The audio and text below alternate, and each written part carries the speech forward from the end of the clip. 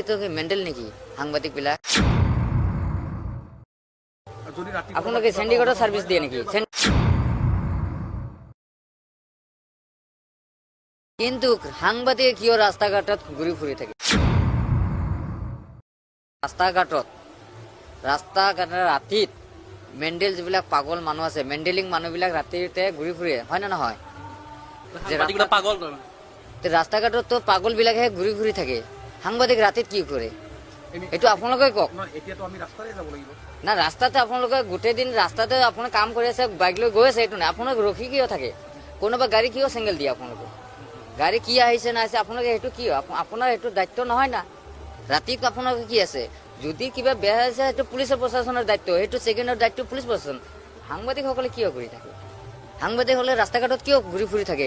ইমান ঠাণ্ডাৰ মাজত ইমান কষ্ট কিয় কৰিব লাগে? ঘৰত শুই থাকিব লাগিব। তাতো ৰাতি 12টা 1টাতো কোনো কাম নাই, 3টাতো কোনো কাম নাই, গোটেই ৰাতিতে আমি দেখা পাওঁ যে ৰাস্তাতে ঘূৰি ফুৰি থাকে। তাৰমানে মেণ্ডেলৰ লগত মানে ঘূৰি ফুৰি থাকে নেকি? নাই নাই, ডক্টৰেহে ছাৰ্ভিচ দিব হস্পিটেলত, আপোনালোকে কোনটো ছাৰ্ভিচ দিয়ে?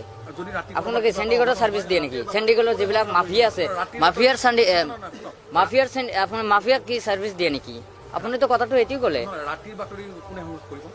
ৰাতি কোনোবা দুৰ্ঘটনা যদি হয় তেতিয়া আপোনালোকে যে দুৰ্ঘটনাত আপোনালোকে যাব পাৰিব, যেতিয়া দুৰ্ঘটনা হোৱা নাই তাত আপোনালোকে কিয় যায়? 24 ঘণ্টাই আপোনালোকে ৰাইজৰ সেৱাত বতি থাকিব লাগে। সেইটোতো ক'লেও যে ৰাইজৰ সেৱাৰ কাৰণে কোনোবা দুৰ্ঘটনা ঘটিছে, কিবা এটা বেয়া পাইছে, সেইটো আপোনালোকে যাব পাৰে, কিন্তু আপোনালোকে কোনো ইনফৰমেশ্যন নাই, কোনো কিছু নাই। মইতো পাগলবোৰ ডাইৰেক্টলি কোৱা নাই, কিন্তু আপোনালোকে কিয় ঘূৰি থাকে? মেণ্ডেলৰ লগত কিয় ঘূৰি ফুৰি থাকে? মই সেইটো কথা কৈছো, মইতো ডাইৰেক্টলি কোৱা নাই যে পাগল, কাৰণ পাগলসকলে তেওঁলোকে ৰাস্তাত ঘূৰি ফুৰি থাকে, আপোনালোকে কিয় ঘূৰি থাকে? কিন্তু যেতিয়া দুৰ্ঘটনা হয় তেতিয়া আপোনালোকে যাওক, যে অমুক ঠাইত এটা এক্সিডেণ্ট হৈছে, কিবা এটা মানুহ মৰি আছে নেকি, কিন্তু সেইটো আপোনালোকে কেনেকৈ মৰিলে লগে আগৰ পিছত কেনেকৈ এক্সিডেণ্ট মানুহজন যে হস্পিটেলত ল'ব লাগে সেইটো আপোনালোকে কিয় চিন্তা নকৰে? যে মানুহজন কেনেকৈ মৰিলে আগত সেইটো চিন্তা কৰিব, পিছত আপোনালোকে কি হৈছে নহৈছে পিছত নিউজটো বুজাওক।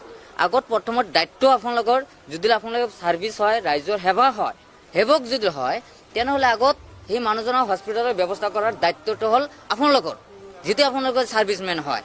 কিন্তু সেইটো নকৰাকৈ আপোনাৰ আগত লগত ধৰে ভাইজন এইটো কি হ'ল, কেনেকৈ এক্সিডেণ্ট হ'ল, কেনেকৈ মাৰিলে, এইটো কেনেকুৱা কথা হ'ল? ব্যক্তিগত শত্ৰুতা আছে নেকি সাংবাদিকৰ লগত? মই কাৰো ব্যক্তিগত নাই, মই যিটো ৰিয়েল কথা সেইটো কথা কৈছো।